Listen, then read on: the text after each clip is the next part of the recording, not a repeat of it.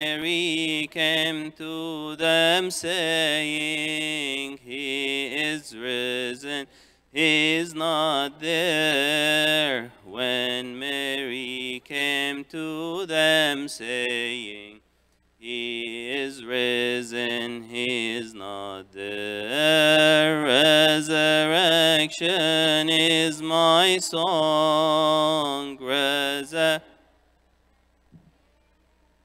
Life, resurrection made me strong. Lord is alive. Resurrection made me strong. Jesus, my Lord, is alive. All the disciples praying, they were really in great fear. When Mary came to them saying, He is risen, He is not there. When Mary came to them saying, He is risen, He is not there. Resurrection, resurrection gave me life. Resurrection made me strong. Jesus, my Lord, is alive. Resurrection made me strong. Jesus, my Lord, is alive. While they were gathered in the room, Jesus Christ himself appeared, said, My peace I give to you, and my peace with you I leave. Said, My peace I give to you, and my peace with you I leave. Resurrect my song, resurrection give me life.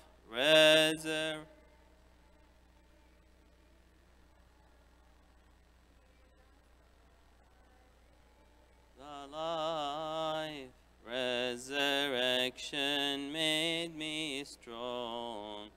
Jesus, my Lord, is alive. But Thomas did not believe what the disciples had seen. So Jesus again appeared, showed him the place of the spear. So Jesus again appeared, showed him the place of the spear. Resurrection is my song. Resurrection gave me life.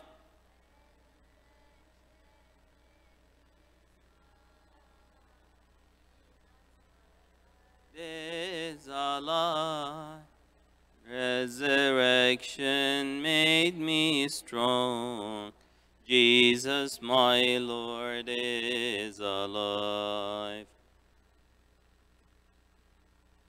Very good. Just reminding you again that to submit questions to His grace, you can go through this link. Please make sure to have it ready, and you can start even submitting questions from now.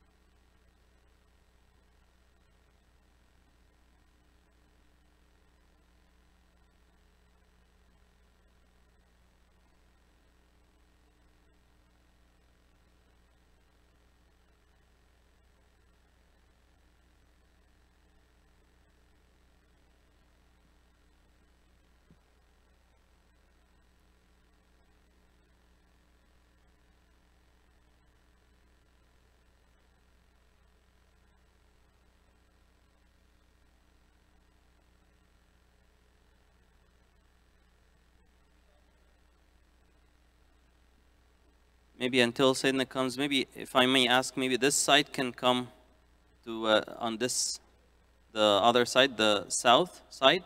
Is that going to be possible? The far south side, everyone, is it possible to come to this side? Thank you so much. That was really fast. Beyond expectations. Thank you. Yes, yes, yes, this side. Thank you. It's very good.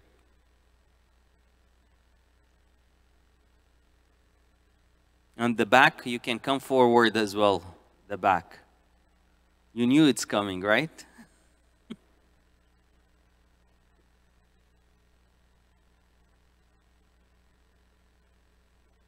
So that way we can organize ourselves, just as Sayyidina making his way here.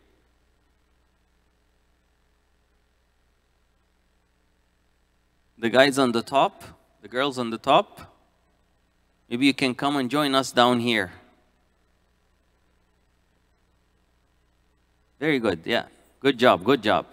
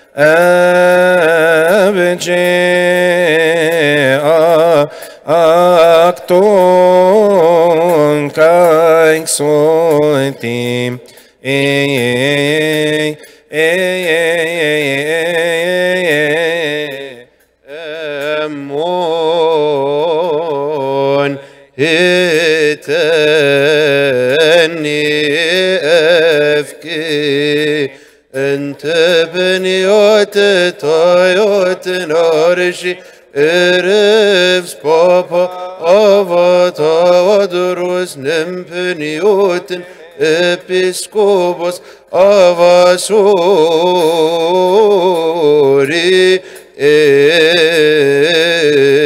Epsho Oisaremo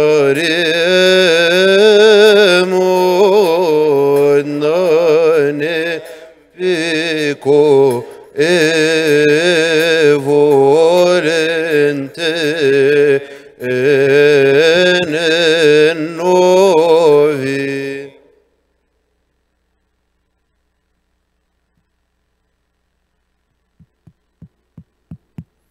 Eleison imes otios opatiro pantocrator panegatria shopinman amin.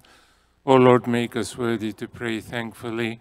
Our Father, who art in heaven, hallowed be thy name. Thy kingdom come, thy will be done on earth as it is in heaven. Give us this day our daily bread, and forgive us our trespasses, as we forgive those who trespass against us.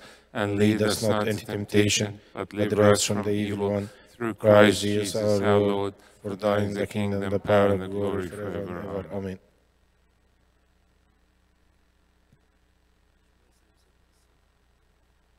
In the name of the Father, and the Son, and the Holy Spirit, one God. Amen. I'm honored to introduce to you His Grace Ambassador Suriel, Bishop of Melbourne, Australia. We have known one another for the past 27 years. That's way before some of you were born. From the first time I saw Sayyidina, long time ago, I realized that he's a man of action. He doesn't speak a lot, but he speaks through his actions. And he thinks before he says anything. That's what I learned from him.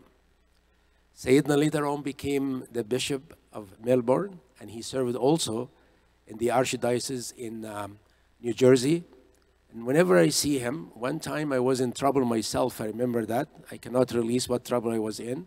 And I went to Sayyidina and say, this is how the situation goes. And he looked at me and said, leave it with me. And within 48 hours, the issue was resolved. This is the way he acts. And went back to Melbourne, and now Sayyidina is the dean of a theological seminary in Melbourne, and he received his doctorate degree after he has done a great research on Habib Girgis. Habib Girgis has been canonized or became a saint in our Coptic Church recently, and he is one of the people who lived with us. Actually, Habib Girgis was the one who taught my father. My father is a priest, and he went to the seminary in Cairo, and he was taught by Mr. Habib Girgis, Deacon Habib Girgis. And he's the one who established Sunday school. And this year we happen to celebrate the passage of 100 years after establishing Sunday school. So Sunday school is the institution that produced Pope Shenouda and Pope Tawadros and many great priests and many great bishops. And I would say, without any exaggeration, that His Grace Ambassador Suriel and myself are also products of the Sunday school. That's why Sayyidina is here tonight to talk to us about this great saint, Habib Girgis. I'm just trying to put you in suspense, but I will just, I cannot explain to you how much I like Sayyidina. I'd like you to experience that yourself. So I'm not going to do much of introduction, but I let you experience for yourself how deep Sayyidina is and how scholarly he is. Thank you, Sayyidina, and thank you for being with us. Would love to receive you again.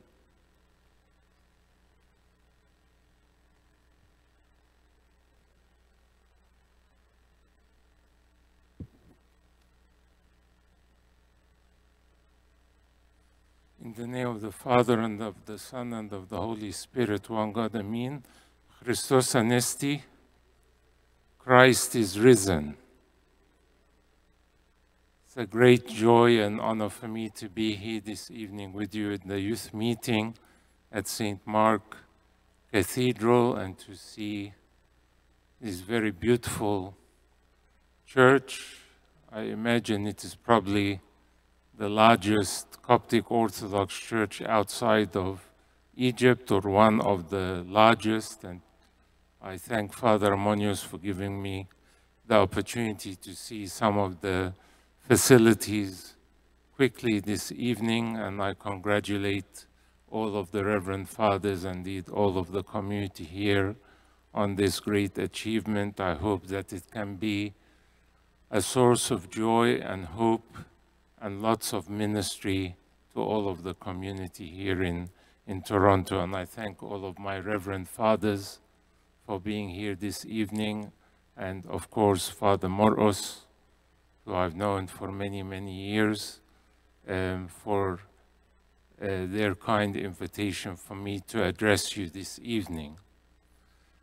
And as Father Armonius mentioned, that we go back a long way to 1991 when I first entered the monastery of Saint Bishoy, and he saw me as a lay person, and then within a few weeks as a novice at Saint Bishoy Monastery, and I think by the end of his 40-day period after he was ordained as a priest, I had become a monk at the monastery. So, and I remember also during some of his free time that he was very eloquent in the Coptic language, and he sat with me many times on a daily basis, teaching me Coptic language. So we have wonderful memories together at St. Bishoy Monastery. So it's wonderful to be here again after many years since my last visit to Toronto. And as you are aware, that the topic for discussion this evening is something that I'm very passionate about, and it is this fascinating figure in our modern Coptic history, Saint Archdeacon Habib Girgis. And perhaps before I begin talking about this topic, the title of the talk this evening is The Role of Saint Archdeacon Habib Girgis in the Renaissance of the Alexandrian Coptic Church. But I want to ask you, perhaps some of you can tell me, what do you know about this man or this modern saint? What do you know about him? What have you heard of him? I would like to hear some responses. Don't know if there is a mic so people can.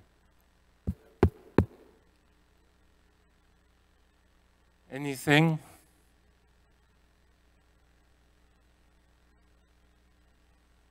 Have you heard the name at least?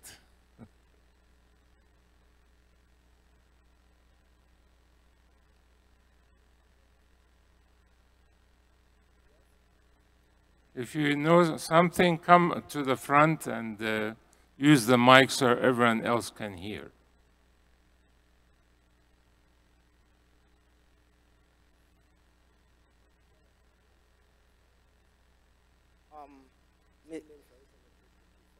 My name is Jacob Ramsey Bishara, and I am from Saint George and Saint Ruwais. I stand here? Okay. I think that the role of Saint. Can you put the mic closer? I think Yes. that the role of Saint Archdeacon Habib Girgis was that he invented Sunday school. This was one of his duties, and he did a lot of work in the field of religious education and Sunday school, and he was in fact the one who established the Sunday school movement, and we'll talk a little bit more about that, but thank you. And that's usually the first response that I get when I ask this question. Anything else?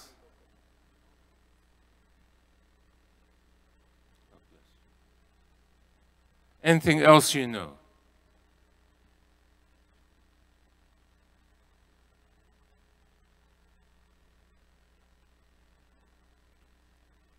Well, I guess in a way I'm relieved that you don't know that much so that that I can share some information this evening about him.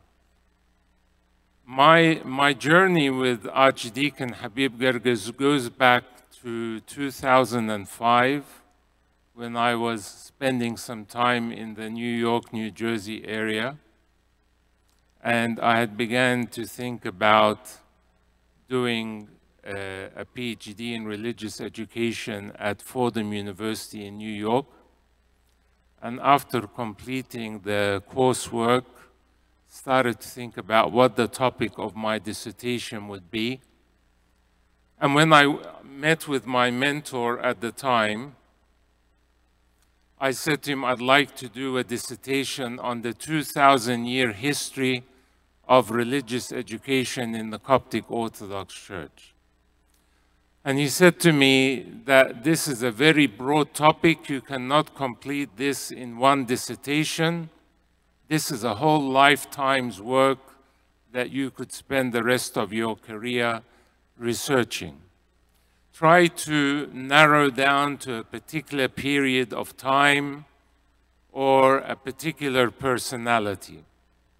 So when I went home and started to think some more, I said, well, perhaps an interesting figure in our modern history might be someone like Pope Cyril IV.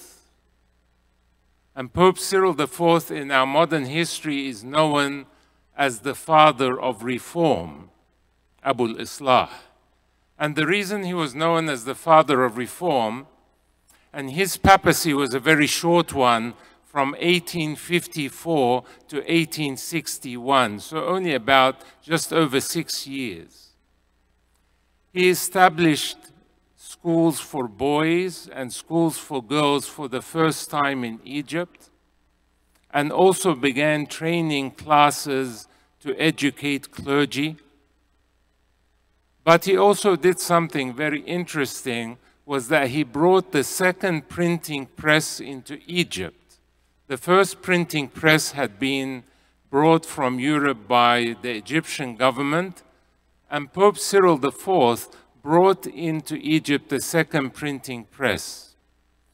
And he was not in Cairo at the time, but he sent to the railway station where the printing press had arrived, he sent bishops and priests and deacons and commanded them to have a procession for the printing press from the railway station all the way to the Patriarchate, and said at the time that if he was there, he would have danced in front of the printing press as David the prophet danced in front of the Ark of the Covenant. It's a very strange thing for a patriarch to say. Really, very fascinating words. But why do you think that Pope Cyril IV said this?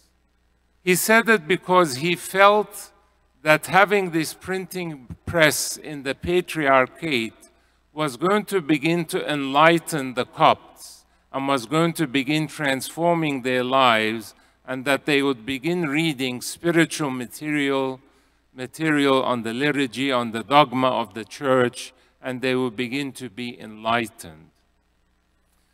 But my professor said, well, that's all very interesting, but what has he written? When I went to do some research, I found basically 2 letters that he had written to Ethiopia, but not much else. He said, well, you can't do a PhD dissertation if there's no material there. So I said, go and think some more and see what you come up with. And then I recalled when I was a monk at St. Bishoy Monastery, that I would hear Pope Shenouda III of blessed memory speak about this Archdeacon Habib Girgis, but I did not know much about him. I would hear some quotes, some things that Pope Shenouda would say. He was one of his disciples, and he also taught at the theological college or at the seminary for a short time near the end of the life of Habib Girgis. And Pope Shenouda would always say that whenever he went to meet with Habib Girgis, he would make sure that he had a notepad and a pen, and he would write down every single word that he would say, because he considered them golden nuggets of information and of wisdom that he would benefit from in his life. So I went to see what material, and I was very lucky to find that he had written about 30 books on various topics. I will talk maybe a little bit about that. Spiritual books, books on dogma, and also hymn books, and also curricula that he had written for Sunday school. But also he was the editor-in-chief of a very important magazine, was a religious, historical, theological magazine at the time called El Karma, or The Vine. And he actually issued 17 volumes of this magazine on a monthly basis. And he would pay for its cost from his own salary, because he believed that this was something important to encourage people to know about their faith. He would have lots of articles about patristics, about history, about the main doctrines of the Coptic Orthodox Church. So when I went to my professor with that information, he said, yes, you have a dissertation, you have enough information that you can begin your research. So this was the beginning of my journey with Habib Girgis back in 2005. But I want to say to you that the period that Habib Girgis lived in was actually a very bleak period in our modern history. You looked this evening, a church full of young people, of blessed clergy, of preaching, of teaching, of so much services that are happening, beautiful churches that you have here in Toronto area. 100 years ago or 150 years ago, there was no preaching in the Coptic Orthodox Church. And that's not a long time when you think about it. Can you imagine that there was no patriarch or bishop or priest or deacon or layperson that was preaching in our churches? No one whatsoever, because it was a period, as I said, of darkness, of ignorance, of illiteracy. The clergy were in a dismal state, and they were unfortunately uneducated. And there were 3 things that were tearing away at the very thread of Coptic identity. 3 things. First of all was a struggle, a deep struggle that was happening between the hierarchy of the church and what were known as the lay elite. The lay elite were people that had begun training and being educated in Western schools through missionaries that had come to Egypt in the middle of the 19th century. And they began to establish these high-quality schools, and some of the lay elite Copts began to study there and became very well off and had very good jobs in the government, etc. And so this tension began to happen. Who would look after the finances of the church? Who would look after the administration? Who would establish schools? And so a great tension happened between the patriarch and what was known at the time as the Lay Community Council, or an Majlis al-Melli, which led, unfortunately, to the banishment of Pope Cyril V for about a 6-month period to Baramos Monastery. And you can imagine what happened to the church during this time. Pope Cyril V was the longest reigning patriarch in our history, just over 50 years. It's really important and critical that you as young people, as young Copts, know this modern Coptic history, so that we take so many things for granted. We come to church, there is liturgy, there is preaching in English and Arabic, there is so many services for us. But we have to realize that only a very short period ago, all of this did not exist. And if we are not careful to maintain our Coptic identity in a country like Canada, then God forbid that we may begin going backwards and go back to this dark age where there was none of this happening. So this was one thing that was tearing at the thread of Coptic identity. The second thing was the threat of the Western missionaries that had come into Egypt in the middle of the 19th century, establishing very powerful schools, and began their main goal when they first came to Egypt, as they said at the time, was to proselytize to the Muslim nation and to convert the Muslims to Christianity. But they actually failed dismally, and they could not get any inroads amongst the Muslims. So where did they turn to? The easy target, to a church that was weak at the time, that had a weak hierarchy. They turned their target towards the Copts and began to establish these schools, began to attract some of the less wealthy Copts in the poor areas, particularly in Upper Egypt, giving them money, giving them free education. But despite all of this, the Copts were deeply ingrained in their faith, even though if they were not educated. But they had a great love for the saints of the church, and so they resisted the proselytism of the Protestants and the Catholics that came to Egypt at the time, and predominantly held on to their faith. And so the Western missionaries were still not that successful in converting the Coptic Orthodox to these other denominations. So this was a second issue that was tearing away at the thread of Coptic identity. The third thing was the pressures, the political pressures that were placed on the church from the government of the time. So, for example, I spoke briefly about Pope Cyril IV, and I mentioned that he was patriarch for a short period of time from 1854 to 1861.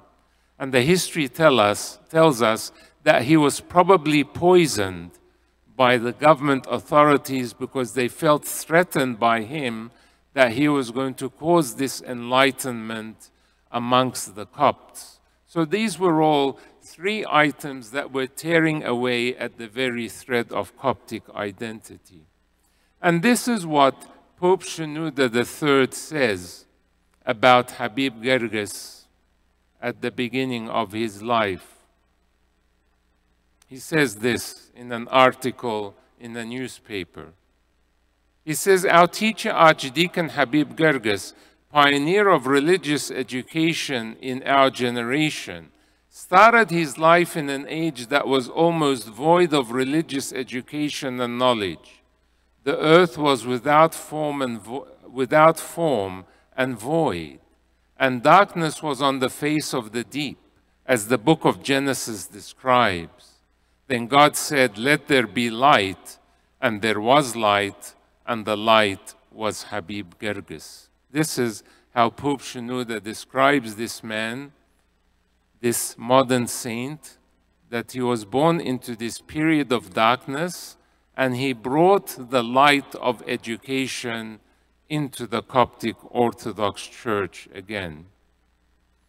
So as I mentioned, that there was no one who was preaching or teaching. The priest would come to the church on Sunday, to the liturgy, pray the liturgy, and after the gospel reading, he would pick up a book and open it and read something spiritual from a manuscript or an old book that he had.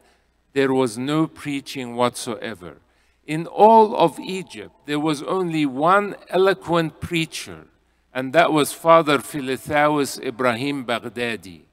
He was an erudite teacher, an eloquent preacher, and he would go from church to church all around Egypt and in Upper Egypt as well, preaching and teaching to the people. And wherever he went, the churches were absolutely packed with faithful. People were standing outside near the windows, listening to him, and sometimes his sermons went for 3 hours, and people were glued to their seats, listening, hungry, thirsty to hear the word of God, and couldn't find anyone to teach them. And so they took any opportunity like this. And sometimes he went for long revivals. Once he went up to Upper Egypt in the area of Luxor and Aswan for a 45-day revival, going from church to church, place to place, preaching. So you can imagine, this was only just over 100 years ago. This was the dismal state of our church, unfortunately. I'm just giving you this background so that you understand the atmosphere and the milieu that Habib Girgis was born into, a very, very difficult situation. Habib Girgis was born in 1876 to pious parents. His father, Girgis Mankarios, died when he was very young, when he was only 6 years old.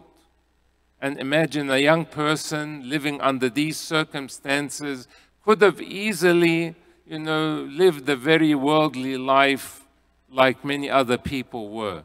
But his mother, Miriam, was a very devout Christian woman. And she took him to the great Coptic school, which was attached to the great cathedral in Al-Azbakiyya area. And he completed his primary and secondary education there. At that time, in 1893, of November of 1893, Pope Cyril V then decided to take a very great action, and that was to establish the seminary in Cairo, or the theological college. And we must not confuse the seminary with what St. Mark the Apostle established in the 1st century, which was known as the Catechetical School of Alexandria. They are two different institutions completely. What St. Mark established, the Catechetical School of Alexandria, its purpose was to prepare people that were coming new into the faith to be prepared for baptism. That was the purpose of the Catechetical School of Alexandria that lasted until the Council of Chalcedon. But what Pope Cyril V established in November of 1893 was a seminary for the training of young people, young men, to become priests in the church. So this was the first time in our history that we had a seminary for the training of young men to become priests. And they chose some students from the great Coptic school that had finished their secondary education to enter into the seminary. And Habib Girgis was one of the first students to enter into this seminary. But the amazing thing is that for the first 4 years that the seminary was running, that they had no teacher of religion. They were teaching them history, science, mathematics, all these different subjects, except the most important thing why the seminary was established was to teach them theology and religion, but they had no one to teach. And then they thought to themselves, why don't we bring in Father Philithaus Ibrahim Baghdadi to teach at the seminary? He was an elderly man by that age, by that stage. He came into the lecture theater to give his first lecture. Halfway through the lecture, he collapsed. They took him away back home. Within a few days, he had passed away. And so this was the state. The students became frustrated. But Habib Girgis was very resilient, and he never gave up. He was very tenacious in what he was doing and in what he believed in. And so in one of his books, he states very clearly what he did. He went into the patriarchal library, which was a very rich library of manuscripts and books, and he would spend hours and hours each day reading, researching, and he said that he did not leave one book or any page unturned until he had read and studied and researched everything that was in that patriarchal library.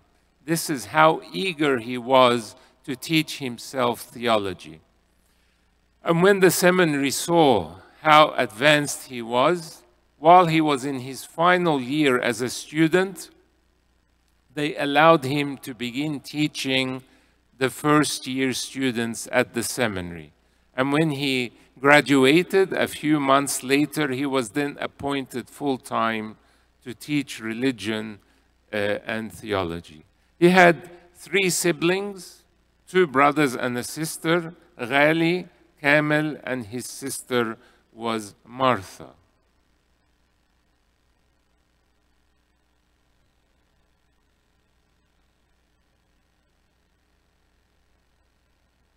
And he had finished his seminary in 1898, and as I said, he began to teach after this. While he was still a student, in 1897, he gave a very, very interesting and powerful lecture over 2 weekends in 1897, called Christian Religion, or Ad-Diyana al-Masihiyya. And a very important figure came to attend this lecture, and that was the editor-in-chief of a famous Coptic newspaper at the time called Misr. His name was Tadros Bek Shenoud al-Mankabadi. And he sat there listening to Habib Girgis speaking about the glories of the church in the first centuries and the great heroes of faith like Saint Cyril of Alexandria and Saint Athanasius and Didymus the Blind and Origen and many others, and how our church was a leader amongst all of the Christian church at the time. And then he begins to quote many philosophers and many of the patristic fathers. And then he says to them, now look at the dismal state that our church has reached.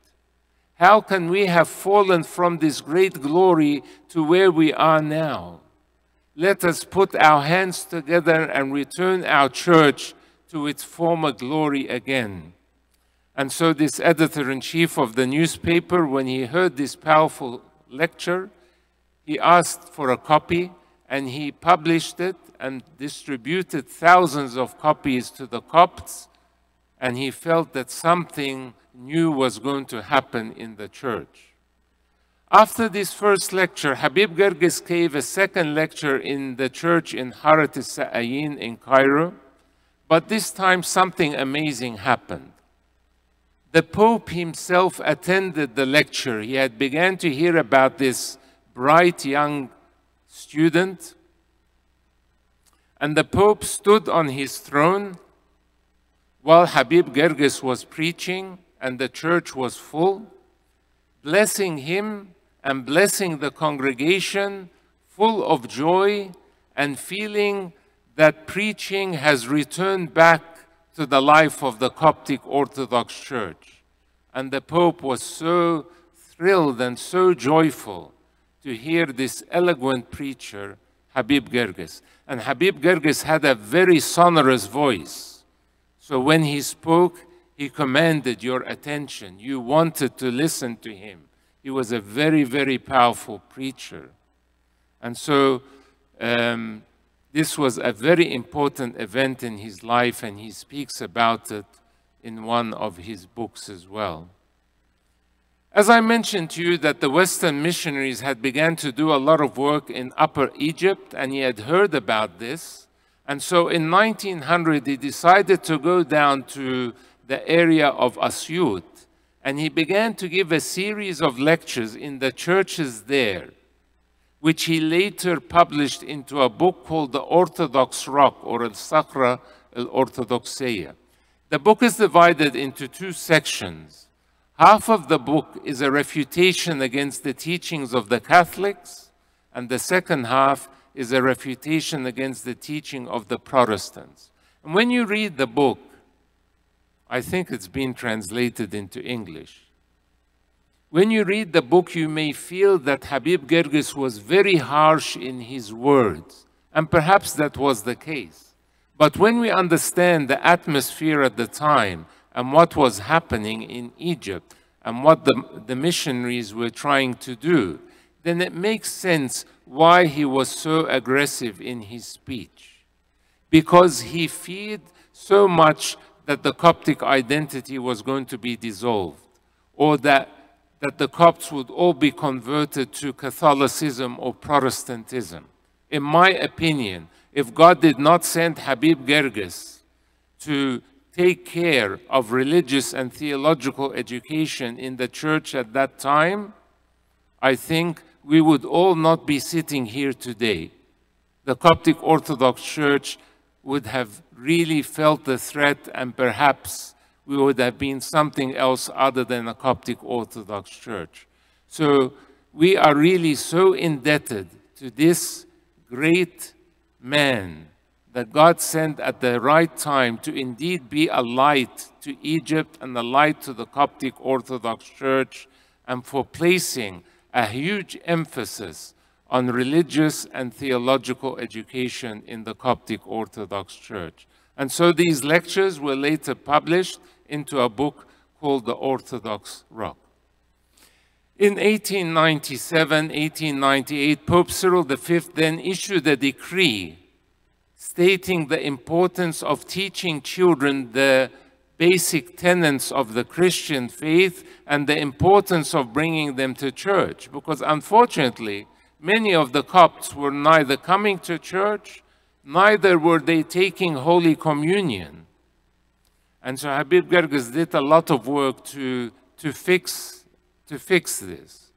So what he did when he saw this decree from the Pope, he began to gather small groups of children at St. Mary's Church in Fagala in Cairo around the year 1900. And he began to publish a very simple catechism, a question and answer.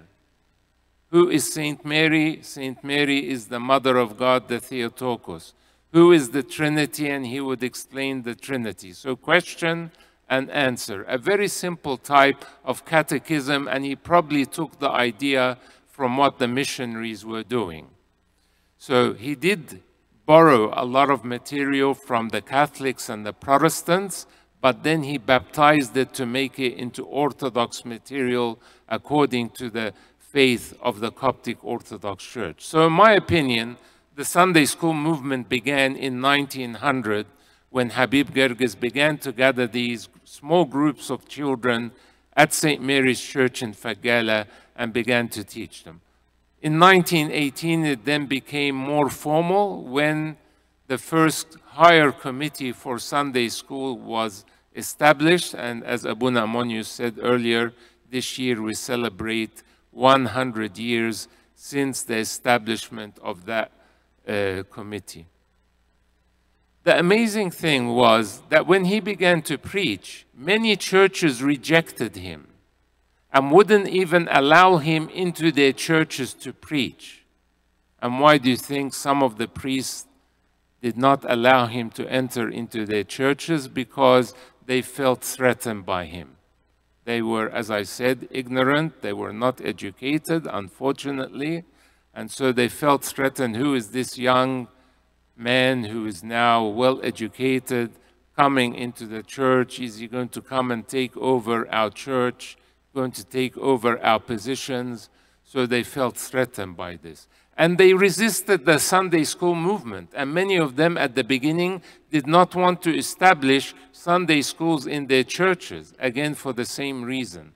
But Habib Girgis was very intelligent, and what he did was he gave them the authority to lead these Sunday school programs in their parishes. And so they felt that they were still in control.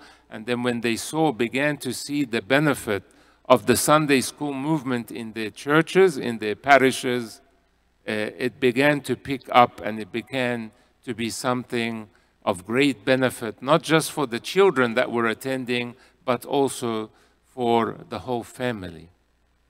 And then he began to develop a curriculum for primary and secondary and for youth. And it took many years to continue reading, and he would read many Western books, and he was very advanced in understanding the psychology of children, reading someone like Froebel from Germany, who was one of the leading educational philosophers at the time, and he was implementing many of these modern educational philosophies into the curriculum that he had began to write. Along with this, he also put a very powerful administration system of how to establish new branches of Sunday schools, forms that the teachers needed to fill out on a regular basis to fill in if the students were coming regularly to Sunday school, if they were having communion, if they were going to confession, if the Sunday school teacher was visiting them in their home. And he would gather all of this information into an annual report with the budget of Sunday school, so you could see from year to year how Sunday school was developing in the church. But another interesting thing that he did was he made very good use of popular education.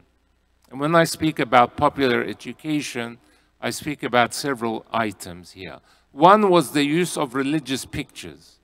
He would import from Europe these beautiful color religious pictures, and he would write on the back a summary of the lesson, Bible lesson in Arabic, for those that could read and write.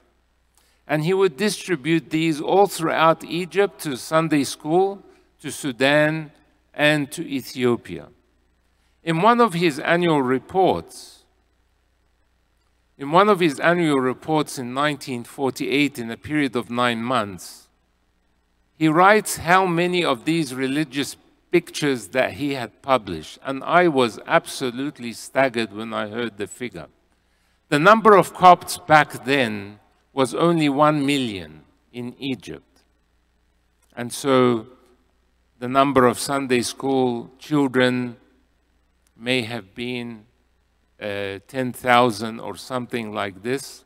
But he writes in this report that he printed 3.25 million religious pictures, and he had distributed 2.27 million of them. And it cost him 715 Egyptian pounds. That was a huge amount of money back in the 1940s. And then I started to wonder to myself why he was publishing so many religious pictures. The reason was because many of these children could not read and write, but the image is very powerful, that the Sunday school teacher could describe the lesson through the religious picture. The student would take it home, would be able to share it with their other siblings, with their family, and it would be something that would stick in their minds. And so when we have in our churches beautiful iconography, the icon tells a story. It tells of a living saint, and that's why we put halos around their head, we put a light in front of them, that they were a light to the world, and so that we can learn to also be a light to the world in the way that we were living. So that was one way of popular education, of teaching the children. The other was through hymns. He was a poet, and he wrote several books of hymns where he would teach all the doctrines of the Coptic Church about the Theotokos, about the sacraments, about the Trinity, about all the dogmas of the church. And then Western music had begun to come into Egypt at that time through the Western missionaries. And he felt the threat that we could lose our rich heritage of music. So he wrote a booklet of how all of these hymns could be chanted using the tasbihah, the midnight praise, the hymns of the liturgy, so that we would not lose our Coptic music, but all these hymns could be chanted in the various tunes all throughout the year. Very, very clever method, and yet it was very popular and very effective. To show you how advanced he was in his educational philosophy, he had a holistic view of child development. And let me read you a little bit of what he says here, which I found absolutely fascinating. It's on page 79 of my book. I've published my research now. I think the book is available for anyone that is interested in the bookshop. It's titled Habib Girgis, Coptic Orthodox Educator and a Light in the Darkness, published by St. Vladimir Seminary Press last year. But this is what he says about a holistic view of child development. He says, teaching is neither the dictation of advice, nor of orders, nor of instruction. Rather, it is the participation between the teacher and the child in a common spirit for knowledge. These are words that people in Egypt would have never heard of before.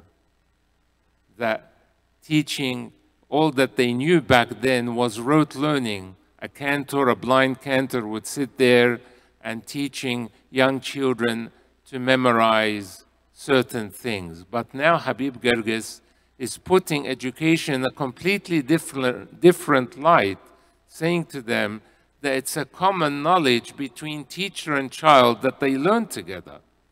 Therefore, it is the teacher's duty not to dictate information or to hand out absolute orders to these children in their care, but they should provide them with the opportunity to discover everything on their own and offer sufficient assistance to enable them to make these discoveries.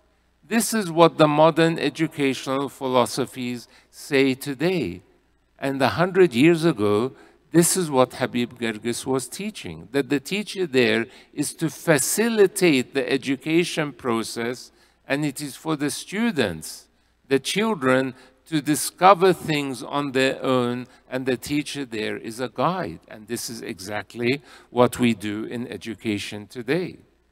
Among the aims of this important theory of education are: 1, to ensure that the child lives a virtuous life from an early age, and to go beyond stating mere facts about how to live it thereafter. 2, to ensure that activity gives rise to vigor. 3, to combine research with pleasure and happiness. Pleasure and happiness in education, yes, it is supposed to be an enjoyable venture. And in fact, when I was doing my PhD, we were studying a book called Happiness in Education. So it is something now that is being discussed, but Habib Girgis knew about the importance of this over 100 years ago. To combine research with pleasure and happiness, and to reap and harvest the results, to deepen the effects of research on life. And 4, to ensure that the pleasure and happiness of the children ignite their inner desire for knowledge rather than mere facts provided for memorization. So it is a complete shift, a complete different understanding of how education should be done. And this, I think, he learned from Friedrich Froebel, who is known as the inventor of the kindergarten, who championed child-centered education back at the time of Habib Girgis. And he was reading all of these things, and he was adopting them in his Sunday school movement. Quite fascinating indeed. A holistic view of child development. And then he says something else which is quite amazing, of a new student that had come to Sunday school for the first time, and the experience that happens afterwards when he goes home. And this is on page 86 of the book. This is what he says. Quite fascinating. A student who was 12 years of age came to Sunday school for the first time. The lesson was about prayer, and the teacher explained the sample of this prayer. And when the young boy went home at the family meeting in the evening, he brought out the Holy Bible, opened it, and surprised the family by telling them that he would read a chapter aloud and that they would afterward pray, "Our Father, who art in heaven." The entire family submitted to this young boy, and in this way the family began for the first time to practice family prayer. This deed should have been carried out by the father, Habib Girgis says. But the student of Sunday school accomplished what the father neglected to do. "O Father, will you reclaim your status as the priest of the family? If you do not wish to do so, or are incapable of such, then we have a humble request. We beseech you not to stand in the way of your son, but allow him to live in freedom in the bosom of his God." So imagine this 12-year-old boy coming for the first time to Sunday school and being affected in this way by the lesson, then goes home and transforms his house into a house of prayer, a house of purity, a house of blessing, opens the Bible, reads it to his family, and they stand and pray together. And here Habib Girgis is urging this father, don't stand in the way of your son to know God and to know the faith. And this was a very enlightening moment in the lives of families. Not only this, but Habib Girgis also established curricula for the teachers. He established 6 volumes, published 6 volumes for each of the age groups, and giving them psychological points of how to understand each age group and how to teach each of the age levels. It was far advanced beyond his time. And there is much I could say about this, but I don't want to take up too much of your time. I want to also mention to you that I was very lucky in my research. I had met a scholar many years ago, and he gave me a few pages about Habib Girgis that he had discovered in the archives under the cathedral. And he said to me, if you get a chance, go to the patriarchal archives. Maybe you'll find some more information on Habib Girgis. So one day, I went down under the cathedral in Cairo, and there's a fellow there who looks after the archives. I said to him, do you have a catalog of what is in the archives? He pulled out a few handwritten pages. I looked at them quickly. I found a file that said Habib Girgis. I got very excited. So he photographed a few pages. I went home, started reading them, discovered that it was an employee of the Patriarchate, not the Habib Girgis I was looking for. Anyway, when I was down there, I discovered minutes of the Majlis al-Milli, or the Lay Community Council. And Habib Girgis was elected 3 times into this council. So I said to myself, maybe in these minutes, there may be information about his work, about schools, about theological college, etc. So I agreed with him, would come the next morning, I'll bring a photographer, and I'll photograph all of the minutes, and then I'll study them later. So we agreed we'd meet at 9 a.m. I was there, excited.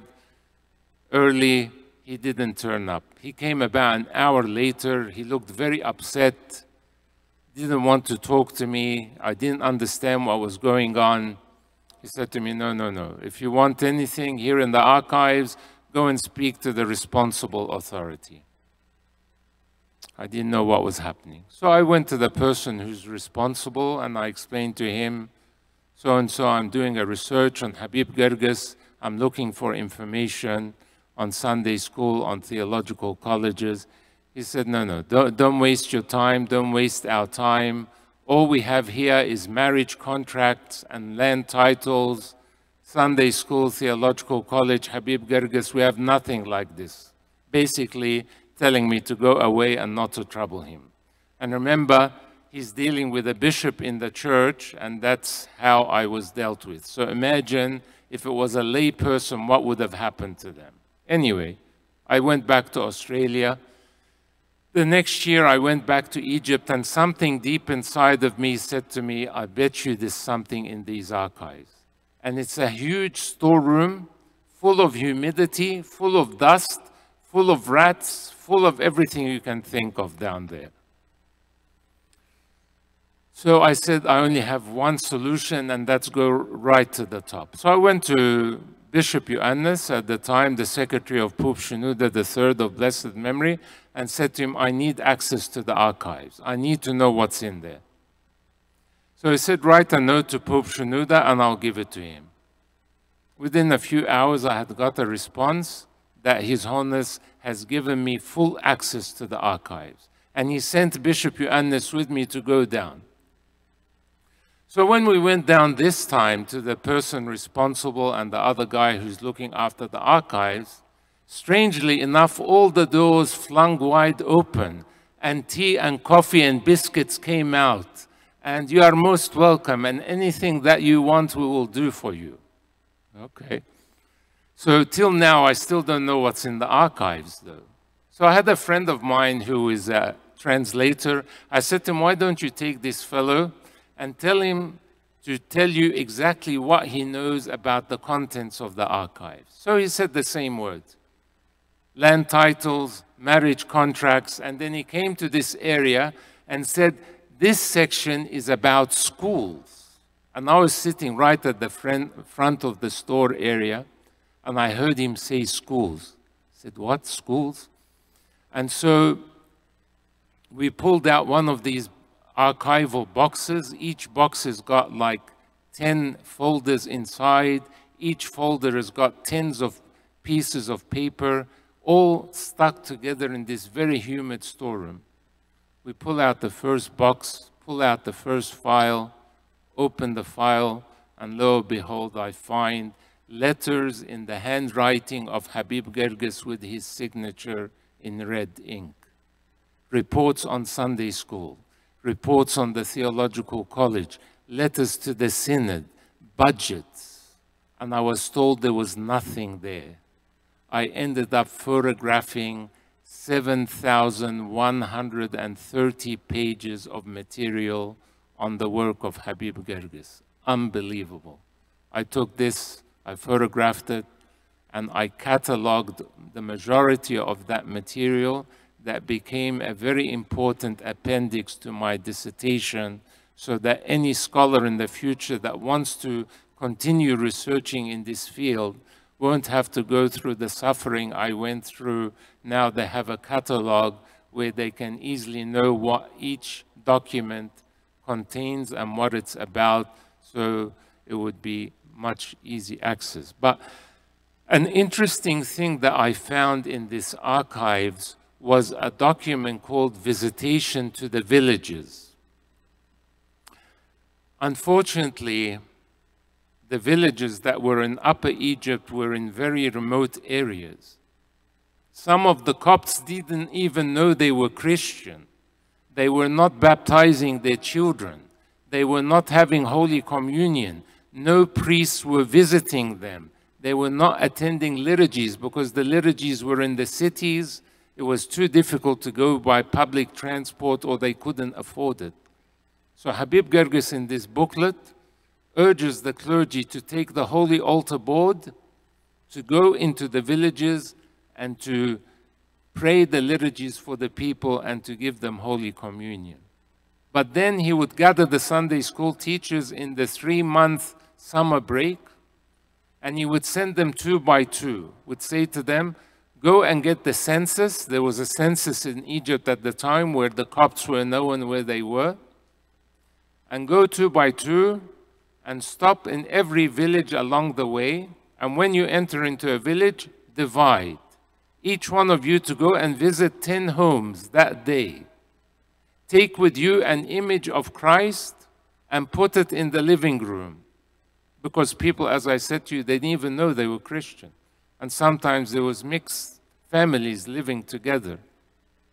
And then they would give a spiritual lesson from the Bible. They would leave a gospel to the family.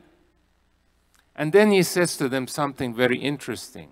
He says to them, go to the central office of Sunday school and take with you the books about the life of Christ written in the Lobach method. And I read this word Lobach, I didn't know what it was. So thank God for Google, I Googled the name. And I found this person called Charles Frank Lobach, who was a missionary from America, who was sent to the Philippines to preach to the Moro tribes. And these people were illiterate, could not read and write, so he developed a system called Each One Teach One, those that could read and write to teach those that couldn't, in this simple method that he had devised. And these books had been translated into Arabic, were available in Egypt. So Habib Girgis says to the Sunday school teachers, take these books with you, find 2 or 3 people in the village that can read and write so that they can teach the rest. And his purpose for doing that, obviously, was so that people can begin reading the Bible, can begin knowing their faith, can then begin having a proper religious life. But I think the challenge he would have met was actually finding 2 or 3 people in the villages that were literate, that could read and write. But at least he gives you an idea of the vision of how this man was thinking and how he wanted to raise the level of education amongst the Copts. So this is something about his work with respect to religious education. With respect to the theological college, Boutros Ghali, who was the prime minister in Egypt at the time, would say that if all of your schools shut down, you would find an alternative to teach your children in some of the other schools that were established in Egypt. But if your seminary shuts down, where will you train your pastors? Where are you going to train those that are going to lead the church and become monks and bishops and priests if you don't have a proper seminary? And Habib Girgis would repeat this many times. And one of his main battle cries is that no person should be ordained to the priesthood unless they had completed the theological qualification. And this is what he says, as I mentioned here on page 91. He says, but the church cannot present to us true leaders, counselors, and reformers unless her leaders and pastors are specifically trained to practice their lofty and critical roles. Who can be compared to them except those with similar critical positions in life? An engineer cannot take on this role without proper training in the faculty of engineering. The physician cannot be trusted over people's bodies and souls unless he receives both theoretical and practical education in his faculty. The situation is similar also for a judge, lawyer, teacher, farmer, and mechanic, as well as others who are comparable. Hence, a religious pastor is not exempt from this, Since a pastor worthy of this title and worthy to be responsible for souls needs to be educated in religious and secular subjects, but it is more important that the priest perfect the sacraments and characteristics of his profession than any of those other professions, so that he may fulfill his obligations and carry out his burdens. In this way, he may transcend to a most eminent relationship with the eternal souls he cares for. So he said, a doctor, an engineer, a teacher, no one can be given such a position unless they complete their qualification at university. Then how much more so for those that will be in the priesthood, who will care for the salvation of people? How can they then be ignorant and not be properly theologically trained? Unfortunately, our church till this day has still not learned this legacy from Habib Girgis. And we are still ordaining people without having a theological qualification. And I think that this is also a great threat to the future of our church. It's changing slowly, and now we are starting to have some accredited theological colleges and young people to become trained, and hopefully slowly that this can change and really we can heed this advice of this visionary and what he saw the importance for the church in theological education for the priests. He also began to form statutes for the Theological College in 1912, and he was appointed as Dean of the Seminary in 1918, on 14 September 1918. So in fact, this year we'll also celebrate 100 years since Habib Girgis became Dean of the Seminary. But listen to how passionate this man was about his work. He says this: "In truth, I felt my weakness in front of this precious trust with which His Holiness the Pope entrusted me. I also felt my weakness in front of this heavy and exhausting burden. What encouraged me is that I am a son of this school and one of the most loving and enthusiastic individuals toward it, and the one most desiring to see its renaissance and progress. So I have borne the burden willingly, while remembering the Lord's saying, 'For power is made perfect in weakness.' I consecrated my life for its service, sacrificing every effort in serving the church and the seminary. I relied on God, who said to his servant Paul, 'My grace is sufficient for you,' and on the support of the great Pope and the loyal son of the community." And later he says, "I felt a voice calling me from the depth of my heart. My soul is ignited, moving to rise up to the duty toward the seminary for which God created me, for I was created for its sake. Hence I did not rest for one instant, nor did I become tepid for 1 second, nor did I slacken from working for its progress. This was an inner voice and call, a desired hope, a deep love, and a definite desire." And he also says this, and I'm nearly finished.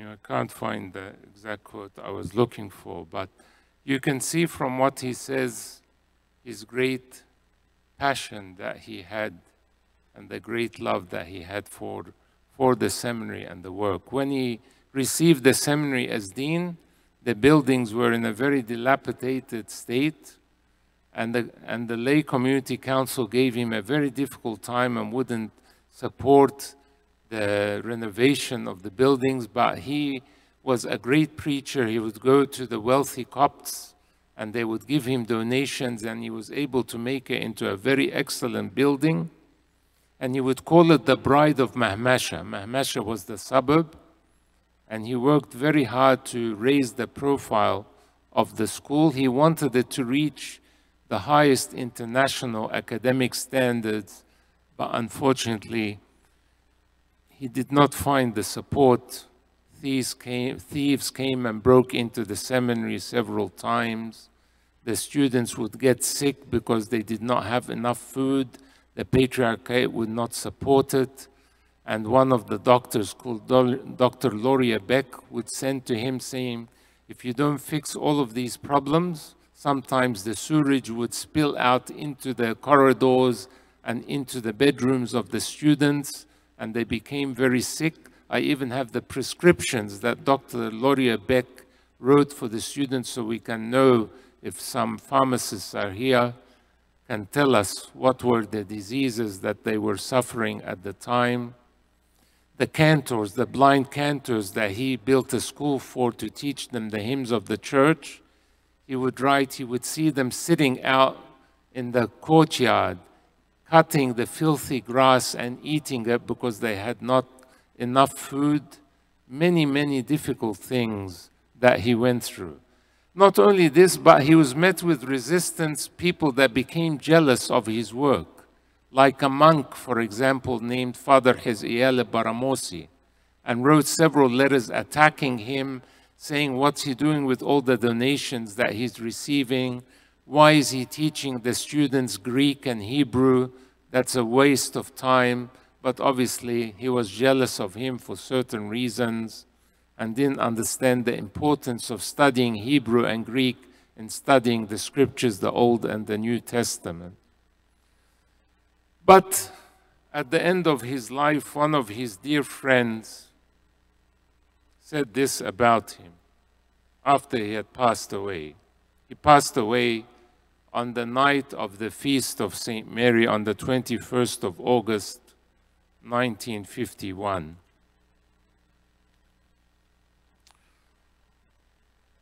One of his disciples, called Murad Wahba, sums up Habib Girgis' life as follows.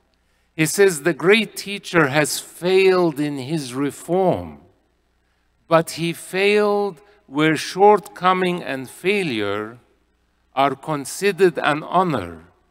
It was the failure of a martyr, he says. I think he's right, that the Copts take great historical pride in their martyrs. Even their failures, so to speak, are a source of strength and courage. And Habib Girgis had a clear goal and vision to make the Coptic Orthodox Seminary to rise to the highest international standards of the day. And one can feel his heartache, his pain and struggles, that he had not achieved his goal despite doing everything within his power to succeed. And so there is this sense of sadness and bitterness that you feel in some of the things he says at the end of his life. Recently in Cairo, I met a woman that was living in the same apartment block as Habib Girgis. And she told me that he actually got paralyzed the last few years of his life and he was bedridden. But this is what he writes to show you how resilient this man was despite the resistances. And I'll end with this quote because it's a very powerful one. He says, despite efforts that sapped my health and crushed my strength, I did not surrender for one day to anyone who resisted or envied me. This is a great grace that I do not deserve, as one cannot be envious or resistant except the one who does not have grace. Stones are thrown only at the trees that are filled with fruits, and birds peck only at ripe fruits. I thank God Almighty that through His grace, despair never penetrated my soul for even one day. But in fact, I constantly smile at the resistances.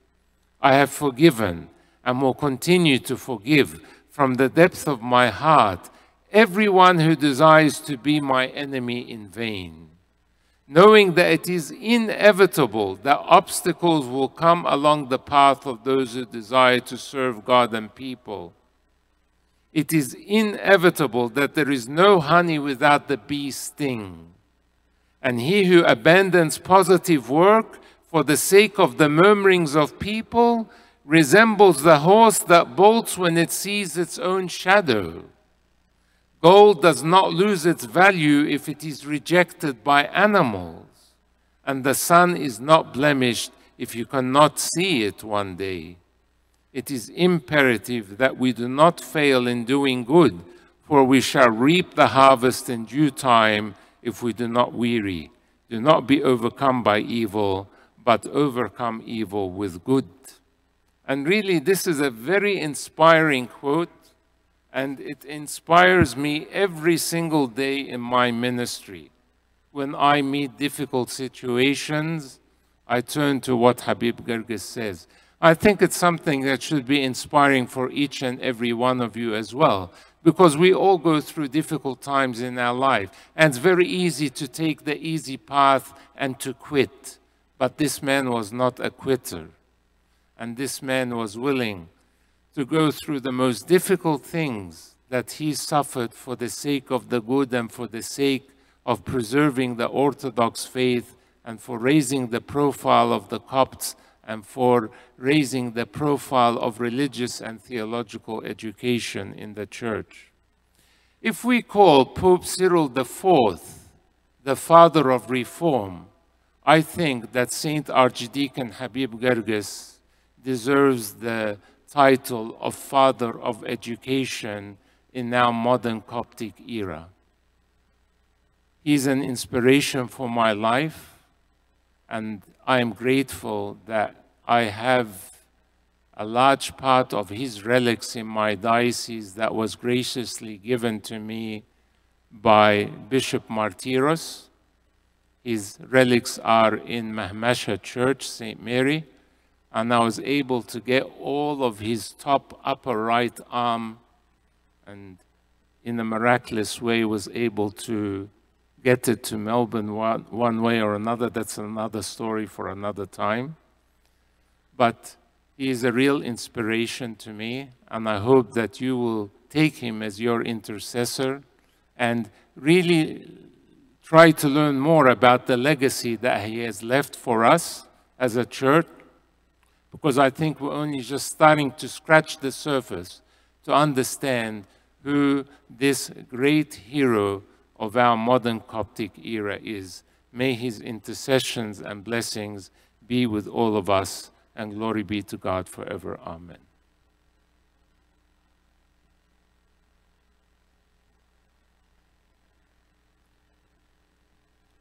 We thank so much His Grace Bishop Amba Suriel for this great and deep talk. Of course, it's endless. The book written by Sayyidina about Habib Girgis is available outside, and Sayyidina will be so thankful if you purchase the book. Sayyidina can sign it for you here, so you will carry the blessing of Sayyidina's signature. It's available for $25 outside in the bookstore. I think Sayyidina will answer some of your questions. I won't take much more of your time, but I'll just answer a few questions that are on Habib Girgis.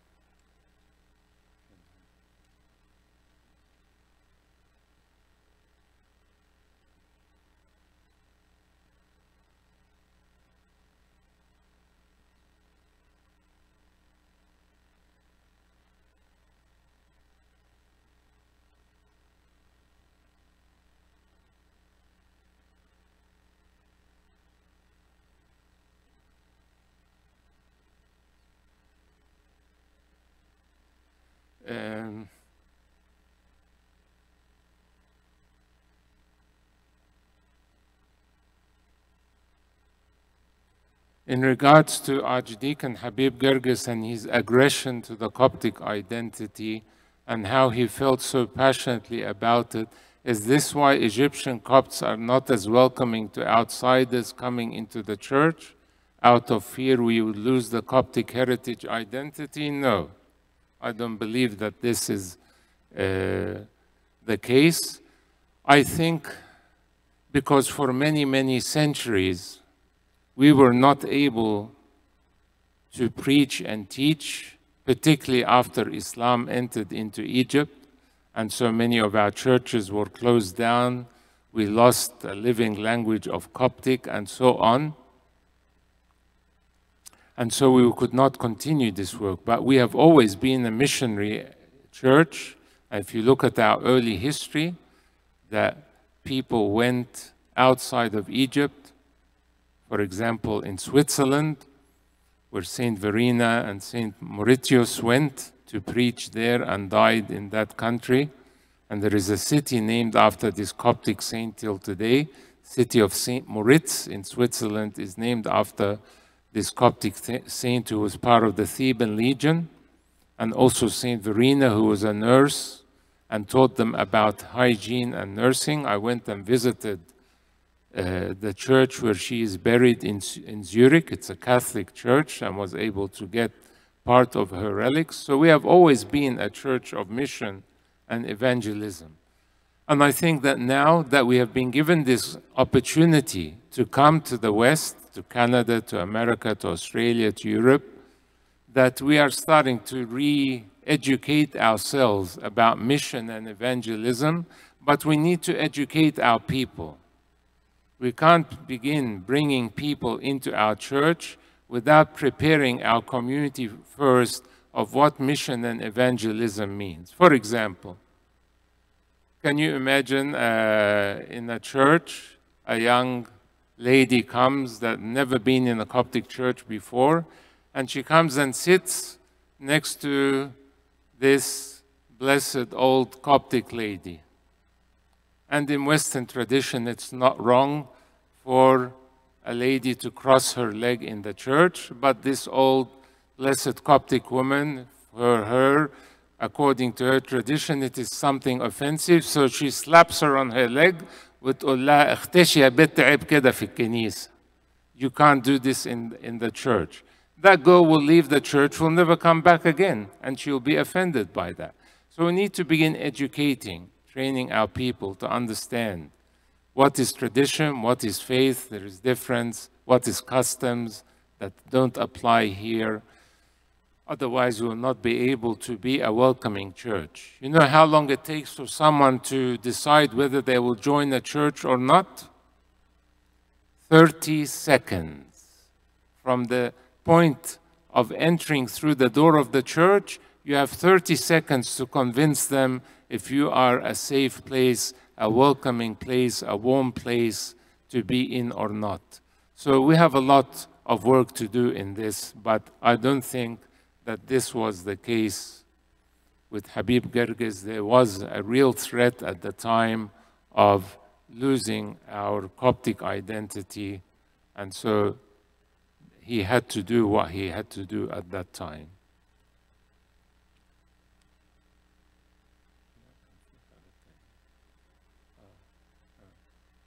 When did the Sunday school start in the Catholic and Protestant churches?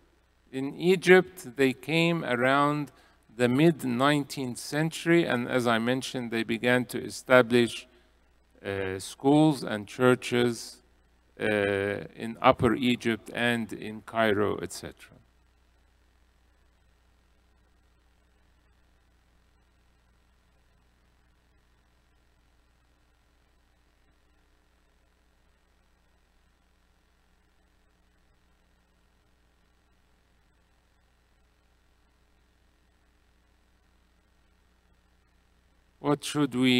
What made Saint Habib Girgis, what we should learn from him? I think I covered this in my talk.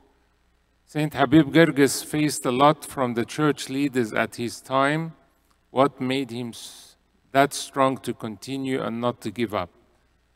As I mentioned, that this was his personality, that he believed in what he was doing. He had a clear goal and vision, and he worked towards it, no matter what the resistances were, no matter the difficulties that he met along the way. He began to train young people to preach, and he would send them out into many churches. The lay community council then cut the money that they were giving to them to go for transport, and he wrote a very strong letter that I have to the lay community council and tell them, you are hurting the church by doing this. They need these funds to be able, they can't afford to go by public transport to go to all these different churches. Don't do this, because now this ministry has spread to so many churches across Egypt, and this is what is going to cause the renaissance of the Coptic Orthodox Church. But they gave him a very, very difficult time.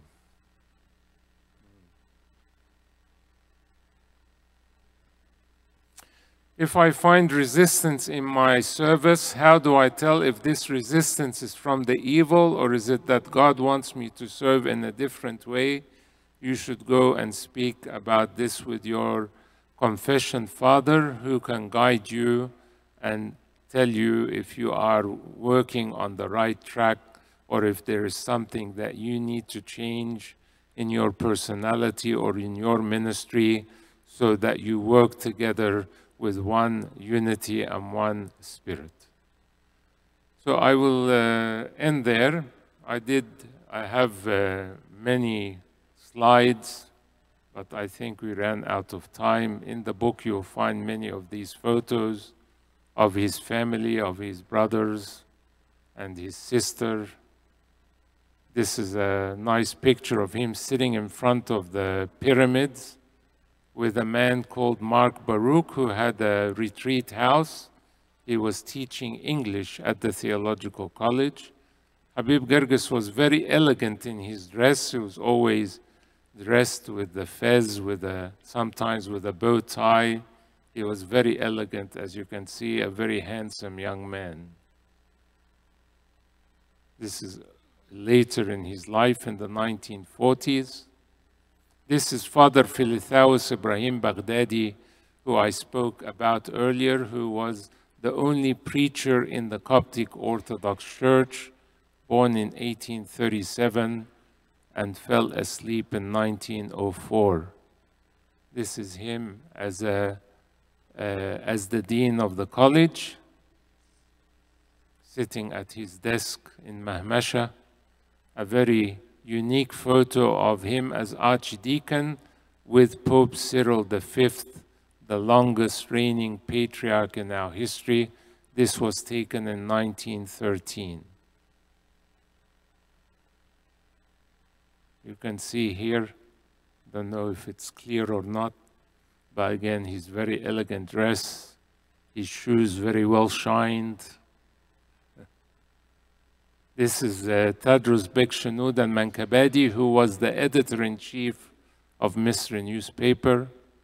Boutros Ghali Basha, who served as Egypt's first and only Coptic prime minister, who would say, if all the schools shut down, you find different schools, but if the seminary shuts down, where will you train your pastors?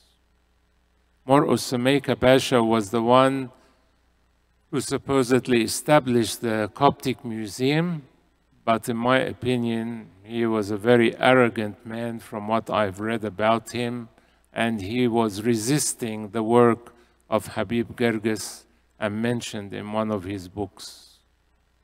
Claudius Bek Labib was the seminary's first lecturer of the Coptic language.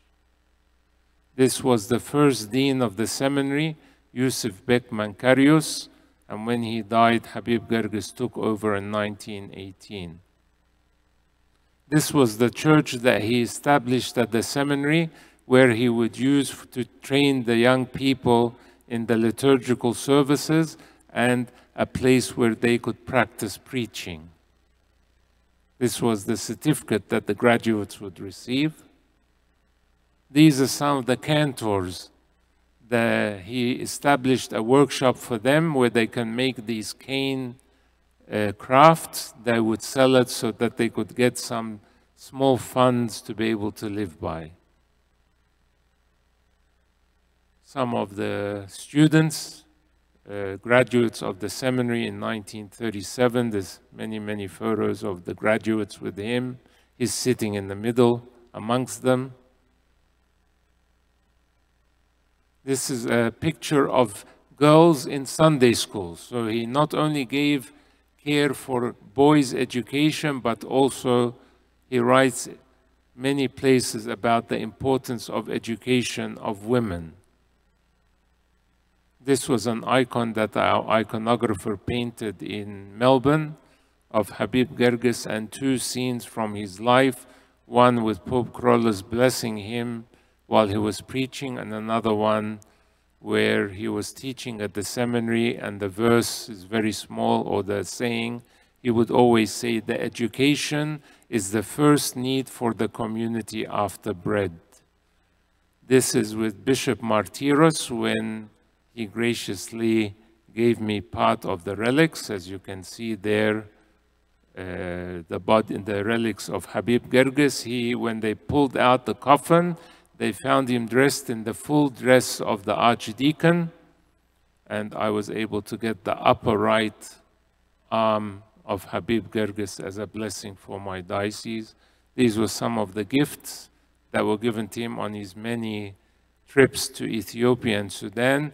This is a very beautiful ivory pen where his name is engraved, Habib Bek Girgis.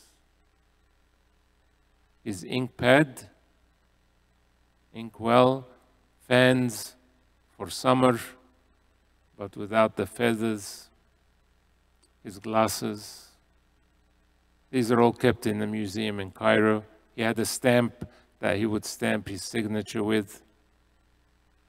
He used to receive lots of postcards from particularly Mark Baruch, who was the English teacher, but I'm writing a paper at the moment. I discovered something fascinating last year, about 30 postcards from an American woman, Catholic, that wrote to him, sent him some postcards from Europe. And so I'm trying to do some more research on this and how she was supporting his work. But very interesting postcards. This was the way now we communicate by email. Back then, the most common way people were communicating together was through postcards. And these are some of the postcards that were being sent to him by Mark Baruch. And then these are some of the archival documents with the translation, but we have no time to go through this. Thank you for your attention.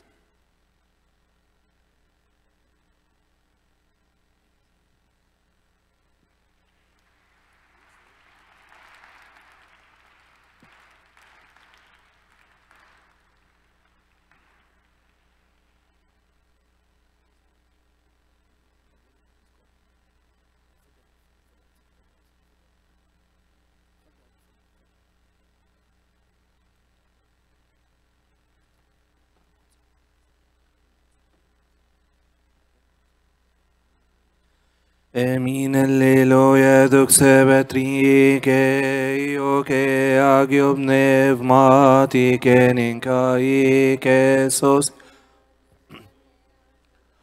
Mintino Shevo Lengo Emojio Benchois Isos Bechresos Entevo Afton Vevolchen Yesmotchen Bio Emashom Sotim Meuno Nainan Akechit Cheris Moises Dimit O Dimel Shi Sadik Bimit O Ibenti Timato Sala Bikatit Sot Bente David Tiso Veya Ente Solomon Biebnev Man Barakliton Vi Eta Vi Eje Apostolos of Joseph e are bon chemeptaho erat fem beniot et taiot en archeref Papa avata vadro nem beniot en ebescobus ava Suriel notente et vision atronos en han mission rombine mahan theo generini conente saveyo en ogaji tiro sabas ni chalav zen kolem tove so serie gantef kenin novinani ken o herini katabek neshen ain kirie leison kirie flogison emin ismoero Simatania coni evo combiesmo Christos benoti. Emines eshobi Hep orante tihirini moinanen tekirini semninanen tekirinjika novinane volji sok tetigomnen pionen pismonen piamaisheni emin. O Lord, make us worthy to pray thankfully. Our Father, who art in heaven, hallowed be thy name. Thy kingdom come, thy will be done on earth as it is in heaven. Give us this day our daily bread, and forgive us our trespasses, as we forgive those who trespass against us. And lead us not into temptation, but deliver us from evil. Through Christ Jesus our Lord, for thine is the kingdom, power, and the glory forever. Amen. The love of God the Father and the grace of his only begotten Son and the gift and fellowship of the Holy Spirit be with you all. Go in peace. May the peace of the Lord be with you. I think they want to take a photo. Yes, please come up front with Satan's permission and absolution. I'd like to ask you to come facing the altar. Come up front. We're going to take a picture with Satan. Satan is going to stand with us here. Everybody don't go backward, please. Please come up front. Please, everybody come here, right to the front. Boys going at the back, please don't leave the church. Come up front. Everybody. Everybody come up front. We're going to have a group picture here.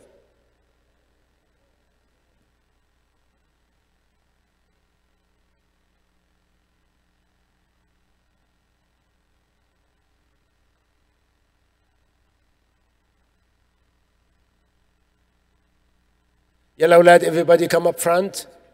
Please don't leave the church. People at the back, come back. Come back. We're going to take a picture together. Please come. Please come. Yalla awlad, come to the center. Come to the center of the church.